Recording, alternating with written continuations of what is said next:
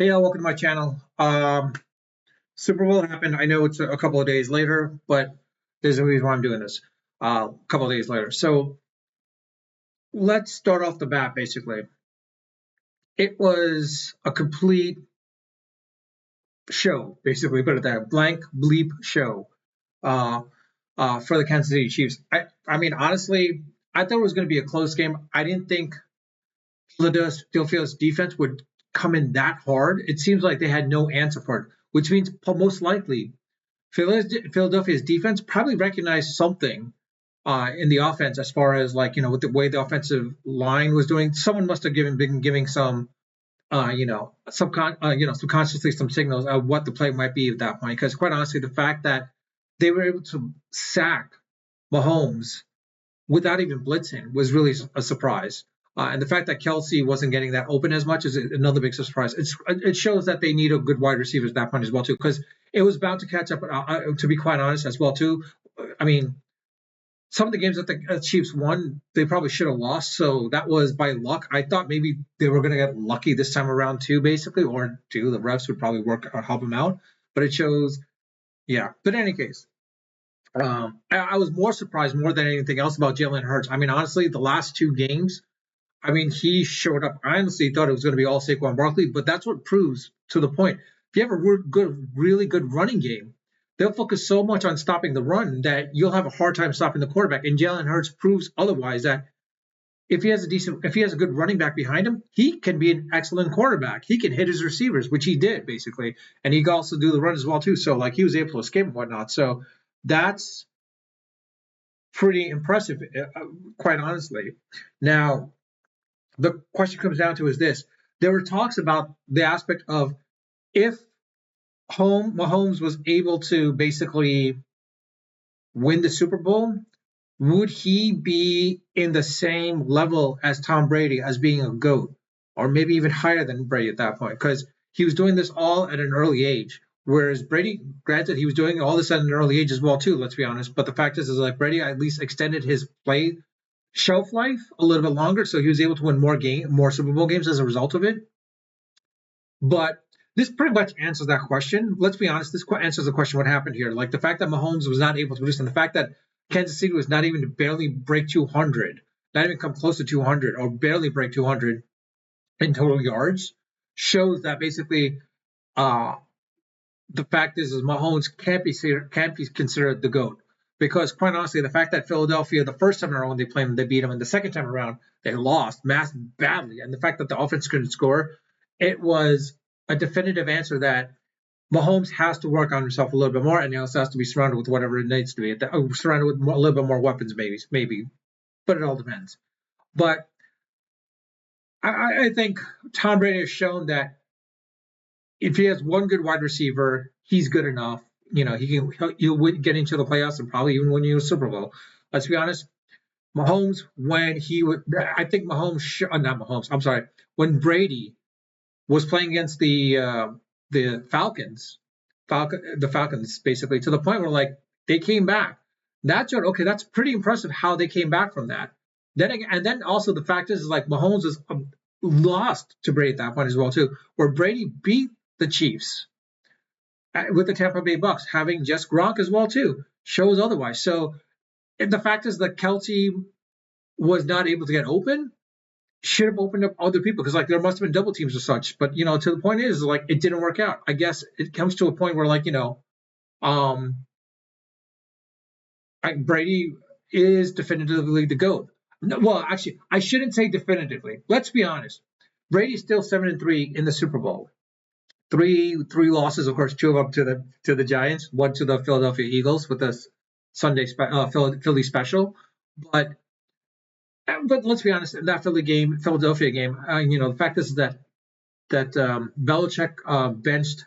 I forgot the cornerback or safety that he benched because if he was there, it probably would have restricted Foles a little bit. I don't know why. I think he was trying to prove a point or something like that. I don't know, but um, it comes down to this: between Brady and Joe Montana. Honestly, Montana is 4-0 in the Super Bowl, has a higher QBR rating than Brady. Um, And pretty much, and you says, well, like he didn't have to come back. Well, he did come back against the Bengals that time, and then of course, well, actually, that's pretty much it. Yeah, with the Bengals, because that was the impressive part. Because like when they played against when they played against the Broncos, they demolished them.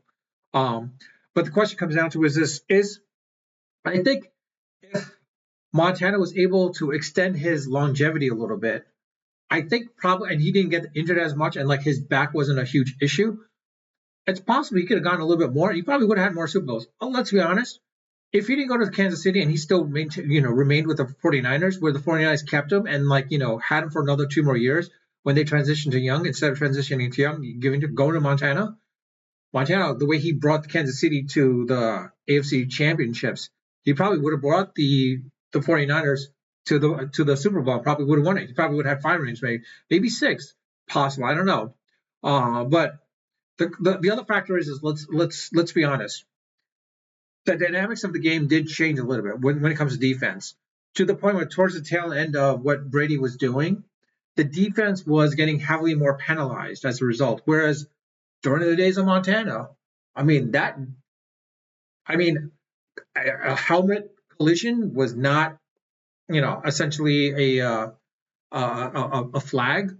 How they manhandled quarterbacks back then was not a flag compared to what it is now.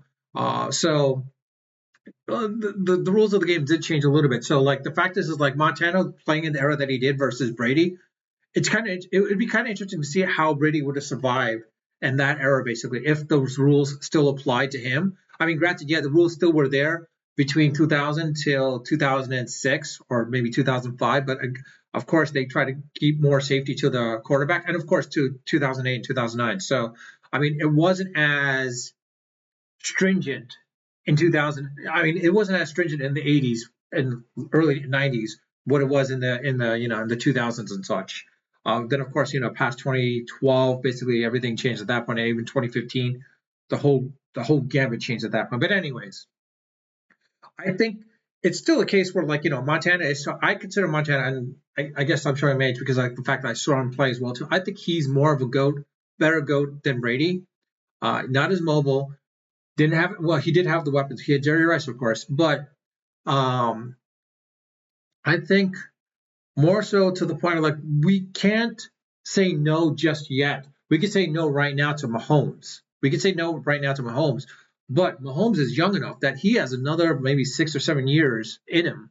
If he doesn't get injured, and barring he gets injured and he stays healthy and such, then he could probably get another 5 more rings in his hand. Basically, I mean Kelsey and him together, and if he were to get a Tyreek Hill or Malik Neighbors were to go to, or Chase from the Bengals were his wide receivers, I think it changes it a little bit more for him. And the other aspect is Kansas City would also have to improve their defense, and their offensive line would have to probably change a little bit because let's be honest, the way the offensive line handled was manhandled during the Super Bowl, it showed otherwise.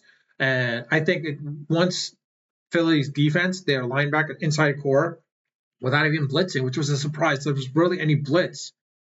Goes to show that well, put it this way, it goes to show that either one, Kansas City's offensive line wasn't as good as we think it is, or two, they're showing the age, or three, there were signs that are being shown that Philadelphia was recognizing during other games, and they realized it, and that's how they could beat them at that point. I don't know. We'll see next season how that goes out.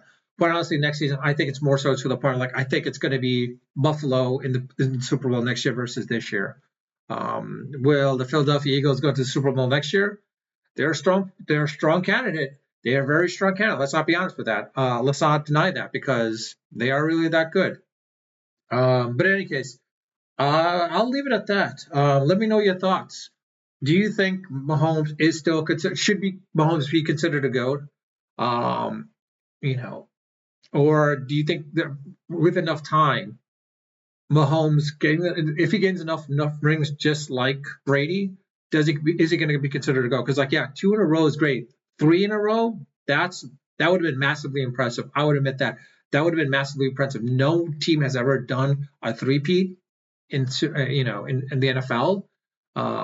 I would love to see the Giants do that if they can get the right quarterback in place, and the right everything. If everything falls into pieces, I think they can do that. I just don't know how, but I'm hoping they can find a generational talent one of these days.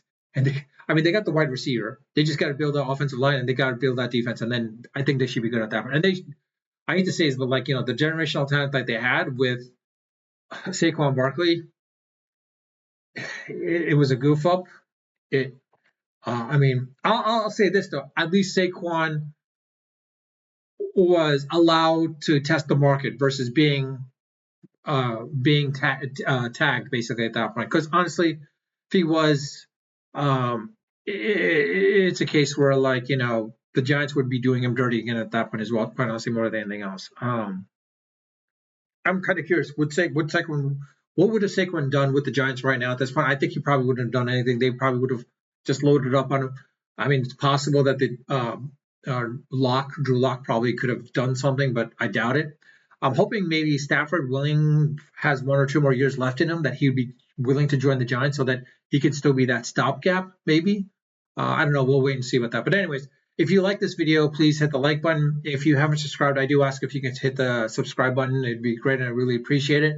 But with that, I'll leave it at that. Unfiltered, unedited, of course, always unrehearsed. Until next time.